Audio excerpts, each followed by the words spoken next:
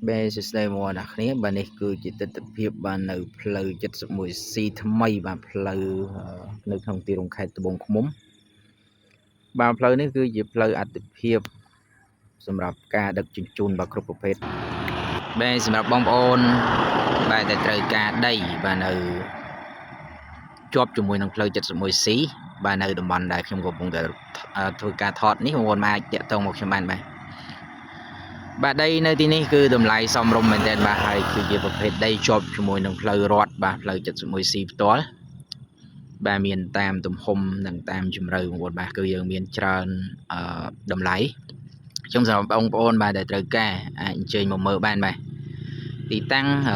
នៅជិតដំបងមូល 71C បងប្អូនបាទនិយាយចំទៅពីដំបងមូលមកប្រហែលជា100 ម៉ែត្រជាងទេបងប្អូនបាទអាចថា200 ម៉ែត្រចុះពីដំបងមូលអញ្ចឹងសម្រាប់បងប្អូនបាទដែលត្រូវការដីសម្រាប់ធ្វើអាជីវកម្ម